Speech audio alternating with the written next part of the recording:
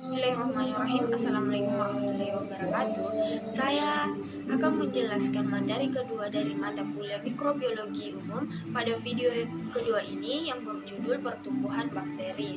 Bakteri mengambil makanan dari luar dalam bentuk larutan, sedangkan hewan mengambil makanan dari luar dalam bentuk benda padat. Reproduksi bakteri ini terbagi menjadi dua, yaitu aseksual dan seksual. Aseksual adalah bakteri membelah diri menjadi dua bagian atau biasa disebut dengan binary division. Dari 1 menjadi 2, 2 menjadi 4, dan 4 menjadi 8, sampai seterusnya. Waktu di antara dua pembelahan disebut dengan generation time, dan ini berlainan untuk setiap jenis kuman, seperti Escherichia coli yang membutuhkan waktu 15-29 menit, Salmonella typhi 23-24 menit, dan Staphylococcus aureus yang membutuhkan waktu 27-30 menit. Mycobacterium tuberculosis kurang lebih 15 jam, dan Treponema pallidum 1980 menit atau kurang lebih 33 jam. Selanjutnya saya akan menjelaskan tentang fase pertumbuhan bakteri, di mana fase pertumbuhan bakteri terbagi menjadi 4, yaitu fase inisial, fase eksponensial, fase stasioneri, dan fase deklinasi.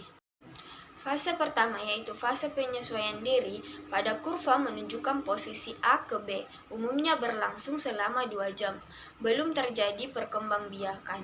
Pada fase ini hanya bakteri yang kuat dapat bertahan, dan juga pada fase ini aktivitas metabolisme dari bakteri sangat tinggi untuk persiapan pada fase selanjutnya. Yang selanjutnya yaitu fase inisial, di mana pada kurva menunjukkan posisi B ke C. Pada fase ini jumlah bakteri bertambah dengan sangat cepat, dari 1 bakteri menjadi 2, 2 menjadi 4, 4 menjadi 8, dan seterusnya. Akan tetapi dilihat dari kurva pertumbuhan bakteri ini hanya sampai pada posisi C.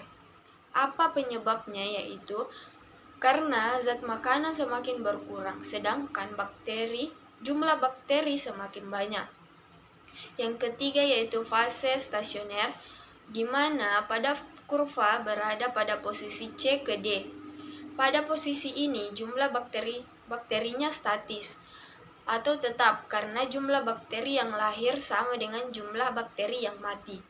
Pada fase ini telah terjadi kompetisi atau perebutan makanan. Yang terakhir adalah fase deklinasi, di mana pada kurva menunjukkan posisi berada di D ke E. Pada fase ini jumlah bakteri mulai berkurang karena jumlah bakteri yang mati lebih banyak dari bakteri yang lahir, serta jumlah makanannya semakin sedikit. Pada fase ini dapat terjadi bentuk abnormal atau involusi. Bakteri dapat mengalami involusi atau perubahan bentuk yang disebabkan oleh beberapa faktor seperti makanan, suhu, serta lingkungan yang kurang menguntungkan bagi bakteri. Bakteri mampu membentuk sporanya dan akan masuk ke dalam spora, dan akan terlindungi dari lingkungan yang kurang baik bagi dirinya. Spora ini sebagai pelindung bagi tubuh bakteri dan dapat bertahan berjam-jam. Contohnya yaitu Neisseria gonorrhoeae yang mampu bertahan sampai 72 jam akibat spora tersebut. Selanjutnya saya akan membahas tentang reproduksi yang kedua, yaitu reproduksi seksual, di mana pada fase ini terjadi peleburan kromosom dari 2 kuman sehingga akan timbul sifat kuman yang baru yang berasal dari 2 induk tadi. Akan tetapi fase ini hanya terjadi pada kuman yang berada dalam satu famili seperti Escherichia coli dan Shigella dysentery. Berdasarkan suhu, pertumbuhan kuman dibedakan menjadi 1 psikofilik yang dapat tumbuh pada suhu berkisar antara minus 5 derajat Celcius sampai 30 derajat Celcius dan dapat tumbuh maksimal pada suhu optimum yaitu 10 sampai 20 derajat Celcius. Yang kedua yaitu mesofilik Bakteri yang dapat tumbuh pada suhu berkisar antara 10-45 derajat dan dapat tumbuh maksimal pada suhu 20-40 derajat Celcius. Yang ketiga yaitu termofilik, adalah bakteri yang dapat tumbuh pada suhu berkisar antara 25-60 derajat Celcius dan suhu optimum untuk tumbuhnya adalah 50-60 derajat Celcius. Selanjutnya, kebutuhan oksigennya. Kuman dibagi menjadi 3, yaitu kuman anaerob obligat, di mana bakteri ini dapat hidup tanpa oksigen. Contoh kuman yang toksik terhadap oksigen yaitu Clostridium tetani dan Treponema pallidum. Yang kedua yaitu kuman aerob obligat. Kuman ini berbanding terbalik dengan kuman anaerob obligat, karena kuman ini hanya dapat hidup di lingkungan yang memiliki oksigen bebas seperti Vibrio cholera dan Bacillus anthracis. Yang ketiga yaitu kuman fakultatif aerob, adalah kuman yang dapat hidup di lingkungan yang mengandung oksigen bebas ataupun tidak mengandung oksigen sama sekali seperti Salmonella typhi dan Streptococcus pyogenes. Selanjutnya tentang keasaman atau pH atau power of hydrogen.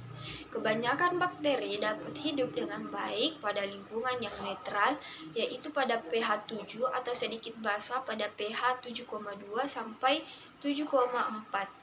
Akan tetapi pada umumnya dapat hidup pada pH 6,5 sampai 7,5. Dan bakteri patogen pada manusia dapat hidup pada pH 6,8 sampai 7,4 sama dengan pH pada darah manusia. Akan tetapi ada bakteri yang dapat hidup di lingkungan asam seperti bakteri yang hidup pada gusi manusia yaitu Streptococcus mutans. Dan ada juga yang hidup di lingkungan basa seperti Vibrio cholera. Selanjutnya, bakteri berdasarkan sumber nutrisinya. Yang pertama yaitu bakteri autotrof, yaitu bakteri yang dapat menggunakan karbon dioksida sebagai sumber karbonnya dan bagi pertumbuhan dan sintesis metabolisme tubuhnya. Bakteri autotrof ini terbagi menjadi 2, yaitu autotrof fotosintetik, yaitu bakteri yang memperoleh energi dari cahaya, dan autotrof kemosintetik yang memperoleh energi dari oksidasi substrat inorganik seperti Fe atau besi, S atau belerang, NH3 atau amonia, dan NO2 atau nitrogen dioksida. Yang kedua yaitu bakteri heterotrof, yaitu bakteri yang hanya dapat hidup menggunakan senyawa organik seperti karbohidrat sebagai sumber karbonnya.